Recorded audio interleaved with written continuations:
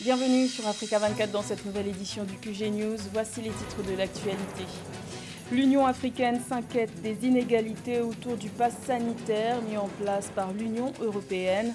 Un passeport sanitaire valable exclusivement pour les vaccins autorisés dans l'espace européen, excluant de ce fait tous les autres. La politique des investissements directs étrangers au Cameroun est bouleversée depuis quelques années. La France, qui était il y a peu premier investisseur étranger au Cameroun, perd du terrain au profit de la Chine. Et le secteur ferroviaire gabonais a perdu près de 31% du nombre de ses passagers au premier trimestre 2021. Deux principales raisons sont à l'origine de cette baisse. Les déraillements des trains à répétition en font partie. Mais tout d'abord, une mission du Conseil de paix et de sécurité de l'Union africaine a été déployée en Centrafrique. Cette mission de 4 jours a débuté le 28 juin. Elle a pour but d'évaluer la mise en œuvre de l'accord politique pour la paix et la réconciliation signé en février 2019 à Addis Abeba entre le gouvernement centrafricain et les groupes armés. Notons que le déploiement de cette mission intervient quelques jours après le rapport rendu par les experts des Nations Unies attestant de la présence et des exactions des mercenaires russes en Centrafrique. L'Union africaine est préoccupée par les nouvelles dispositions prises par l'Union européenne. Un pass sanitaire vient d'être créé en vue de contrôler la circulation des personnes dans l'espace européen en pleine pandémie de Covid-19. Le problème, seuls les vaccins autorisés par l'Union européenne sont reconnus, les autres sont automatiquement exclus. Or, c'est principalement ce type de vaccin que l'initiative COVAX distribue aux pays africains. Les explications de Samantha Saberou-Saboubanga. Dans un communiqué du Centre africain de contrôle et de prévention des maladies CDC Afrique, les autorités de l'Union africaine s'indignent contre les inégalités créées par le pass sanitaire adopté par l'Union européenne. Plus précisément, l'organisation s'insurge contre les critères de sélection des vaccins jugés valides par ce certificat vert européen. D'après l'Union africaine, ce laissez-passer sanitaire ne s'applique aux vaccins ayant reçu une autorisation de mise sur le marché à l'échelle de l'Union européenne, tout en excluant le fait que plusieurs citoyens issus des pays africains ont opté pour des vaccins différents.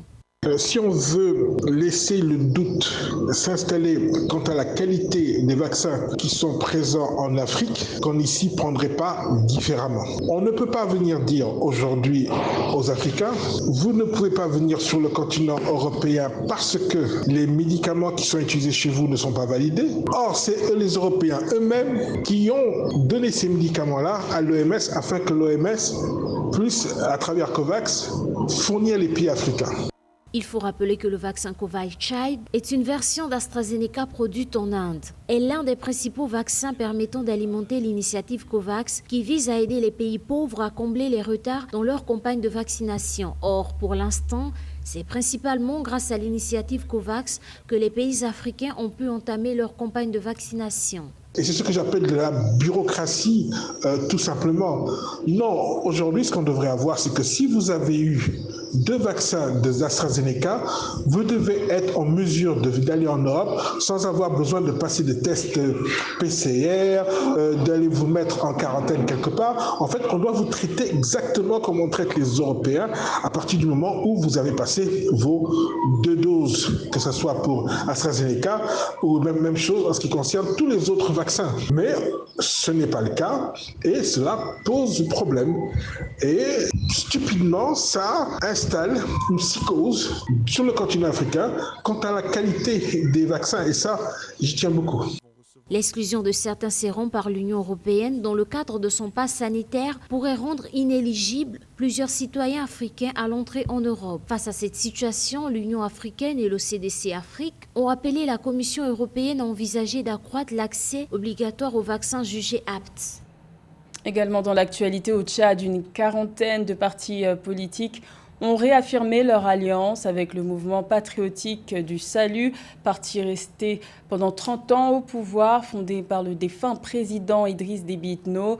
Privé de son fondateur, ce regroupement politique doit désormais repenser sa stratégie. Si l'alliance est maintenue pour un bon nombre, il est à noter que plus de la moitié des partis alliés n'a pas donné de suite. Pour rappel, le Tchad est actuellement sous la direction d'un conseil militaire pour une transition de 18 mois. La Chine gagne du terrain au Cameroun au détriment de la France. Les investissements directs étrangers de l'Empire du Milieu au Cameroun représentent près de 67%. L'offensive chinoise touche plusieurs secteurs porteurs tels que les télécoms ou encore le commerce extérieur. Plus de détails avec Viviane Baoken et Ruth Moussi. Les entreprises françaises perdent progressivement pied au Cameroun. Constat fait par Christophe Guillerot, ambassadeur de France au Cameroun à l'occasion d'une prise de parole publique lors du forum diplomatique à Yaoundé. En clair, depuis la fin des années 1990, la part de marché des entreprises françaises au Cameroun est passée de 40% à 10% aujourd'hui, soit une perte de 30%. Dernier fait en date, le retrait de la gestion du terminal à conteneurs du port de Douala dans la capitale économique camerounaise au consortium franco-danois Bolloré. Depuis les 2 dernières décennies, on note au Cameroun le déclin de la France qui avait profité à la période de décolonisation du choix de la continuité plutôt que de la rupture par les autorités camerounaises, conférant aussi ainsi à cette ancienne puissance tutélaire un certain nombre d'avantages politiques, diplomatiques et surtout économiques. Et de ce fait, les entreprises françaises se faisaient les plus grandes parts de marché au Cameroun. Elles avaient même une situation de quasi-monopole qui s'est même étendue au moment des privatisations avec les programmes d'ajustement structurel. Selon les experts, ce recul des entreprises françaises a été précédé par l'offensive chinoise au début des années 2000 et cette prédominance s'est accrue en 2012 à la faveur du lancement des projets structurants de première génération, notamment les ponts, les routes et les barrages. Tracté par Exim Bank of China, le positionnement de l'Empire du Milieu se fait plus présent. Entre 2000 et 2014, le Cameroun a enregistré 2750 milliards de francs CFA d'investissements directs étrangers, dont 1850 milliards de francs CFA provenant de la Chine, ce qui représente environ 67% des investissements directs étrangers entrant au Cameroun. La plupart des contrats de prêt entre le Cameroun et la Chine ont des accords commerciaux exceptionnels. Concrètement, ça se passe comment? Le gouvernement camerounais sollicite un prêt auprès d'Exim Bank. Il faut rappeler que c'est le bailleur de fonds principal du Cameroun. Et puis Exim Bank accorde ses fonds, mais met les fonds à la disposition d'une entreprise chinoise qui va réaliser le projet d'investissement. Ça s'est fait avec le port autonome de Kribi, ça s'est fait avec le palais des sports polyvalent, ça s'est fait avec les autoroutes en construction Yaoundé-Simalène et Yaoundé-Douala et l'essentiel des grands barrages d'hydroélectricité. Sur le plan des opérations commerciales, la France occupe le 4e rang avec 6,3%, loin derrière la Chine, principale client du Cameroun, avec 23,9%. En matière d'importation, la Chine est encore le principal fournisseur du Cameroun selon l'Institut national de la statistique. En 2018, elle se positionne avec 18,5% des livraisons contre 8,3% pour la France, 5,6% pour le Nigeria et 4,8% pour les Pays-Bas. Contre-performance du secteur ferroviaire au Gabon, une baisse de 31% du nombre de passagers a été constatée au premier trimestre 2021. Cette perte de vitesse est attribuée aux restrictions de déplacement entre le Grand Libreville et l'intérieur du pays, mais aussi au déraillement des trains qui sont devenus réguliers dans le pays. Le point avec Samantha Saberou-Saboubanga. Baisse des recettes de transport ferroviaire en 2021. Au premier semestre 2021, le Gabon enregistrait une baisse de 30,7% du nombre de passagers par rail selon les données de la Direction générale de l'économie et de la politique fiscale.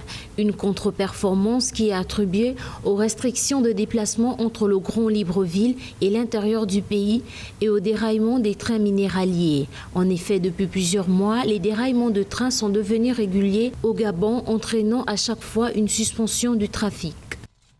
Tous les trains cargo et particulièrement les trains minéraliers qui déraillent, c'est deux choses. Soit le train est à grande vitesse et ne respecte pas les limitations de vitesse, soit le rail n'est pas en bon état. Dans l'un comme dans l'autre cas, il faut identifier les causes réelles, être en mesure d'assurer la formation des conducteurs, mais aussi s'assurer que la maintenance du chemin de fer est faite correctement. Ces accidents résultent par ailleurs des défauts détectés sur la voie ferrée selon l'autorité de régulation des transports ferroviaires du Gabon. Contrairement au transport de passagers qui en chute, celui des marchandises acheminées par rail, quant à lui, a connu une embellie de 2,13 millions de tonnes au cours de la même période. Un pays comme le Gabon est aujourd'hui dans une situation d'admiration. Ça veut dire qu'en fait, tous les pays du monde se disent si le Gabon a pu le faire et donc d'autres pays peuvent le faire. Ce serait bien dommage qu'au niveau de l'exploitation, le manque de discipline et de compétences fasse reculer cette performance. Je crois simplement que si les études sont faites correctement, on identifiera les causes des 3, 4, 5 derniers accidents et on saura être en mesure de donner une réponse matricielle. Notons que le chemin de fer transgabonais est évalué à 648 km de long entre Ovendo et Franceville. Ce chemin de fer gabonais est par ailleurs exploité depuis 2005 par la Société d'exploitation du Transgabonais. Les céréales commencent à se vendre à prix d'or au Togo. Les prix des principales céréales de consommation ont fortement augmenté sur le marché togolais. En cause, la baisse des récoltes. Plusieurs facteurs combinés ont conduit à cette situation. Plus de détails avec Samantha Saberou-Saboubanga. Au Togo, les prix des principales céréales de consommation ont augmenté entre avril, mai et juin, en contraste avec les performances annoncées de la campagne agricole 2020-2021. Le bol de maïs a atteint le seuil des 1000 francs CFA. Le prix du bol du haricot varie aujourd'hui entre 1200 et 2000 francs CFA selon la variété et la qualité. Quant au sorgho, son prix a quasiment doublé. Alors vous savez qu'un pays comme le Togo, qui est un grand producteur de céréales, est influencé, la production est influencée par la pluviométrie. Vous savez qu'en ce moment, la situation que connaît le Togo, c'est lié à la fois à des causes locales et à la situation internationale. D'abord, localement, quand la pluie s'est fait rare, quand il y a manque de pluie, la sécheresse peut entraîner une inflation, une flambée des prix. Le ministre Akoda Aïouadan, porte-parole du gouvernement, lit cette flambée des prix à plusieurs facteurs, à savoir la baisse des surfaces cultivées pour le maïs, une diminution des stocks dus à des exportations illégales et des pratiques spéculatives de certains commerçants. Aussi, les inondations ont abîmé des champs. Résultat, des stocks de céréales sont en bas. Et puis sur le plan international, vous savez qu'on est face à une situation mondiale de flambée des prix des céréales. Donc cette flambée des prix à l'international aussi a un effet, sur les prix des céréales au Togo. Donc ces situations combinées, à la fois différentes des pluies, abondance de pluie, sécheresse, plus flambée des prix à l'international. Cette situation-là, effectivement, explique la flambée des prix des céréales au Togo. Dans un contexte généralisé de hausse des prix des céréales et des matières premières au niveau mondial, il faut s'attendre à ce que cela dure. Sur le marché international, le cours du maïs a flambé, presque doublé par rapport à l'an dernier. Le clap de fin approche pour la Coupe de la Confédération et la Ligue des Champions. Les deux compétitions connaîtront leur dénouement respectivement les 10 et 17 juillet. Sur les deux finales, 3 équipes proviennent d'Afrique du Nord. Plus de détails avec José Douglas. Et nous commençons par la Ligue des Champions où les Égyptiens d'Al-Ahly écrasent les Tunisiens de l'Est Tunis 3-0. 1-0 à l'aller pour Al-Ahly. Les buts égyptiens inscrits par Mahaloul sous penalty à la 38e, Chérif à la 56e et Houssen El Shahat à la 60e minute de jeu. L'autre demi-finale avec Kaizer Chiefs face aux Marocains du Wydad de Casablanca. 1-0 à l'aller pour Kaizer Chiefs. Les buts des deux équipes restent inviolés pour ce match retour. Al-Ahly, grand favori de la finale. Que Al-Ahly aille en finale, c'est pas étonnant. C'est pas étonnant. L'organisation, leur direction, leur façon de gérer leur club en Afrique, je pense que se qualifier en Afrique pour la Coupe d'Afrique, pour la finale, c'est vraiment normal.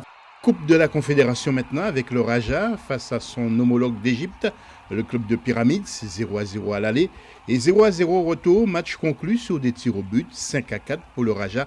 Pyramides malheureux sur cette fois arrêté par le gardien Zniti. L'autre demi-finale avec la GS Kabylie qui domine les Camerounais de Coton Sport, 2-1 pour la GS Kabylie à l'aller et les Algériens dominent leur adversaire au retour, score 3-0 avec des buts de Zaka à la 6e, Souyad à la 37e et encore Zaka à la 45e minute pour la GS Kabylie. On a arraché une belle victoire qui confirme le parcours qu'on a fait depuis le début. On a perdu une seule rencontre dans les arrêts de jeu contre le Stade malien, sinon on a remporté tous nos matchs, soit 11 sans défaite. Finale le 10 juillet 2021 pour la Coupe de la Confédération entre Raja de Casablanca et GS Kabylie. Et pour la Ligue des Champions, le 17 juillet, Al-Ahly Kaizer Chiefs au stade Mohamed V du Maroc. C'était le journal de la rédaction. Merci de l'avoir suivi. L'information continue sur Africa 24.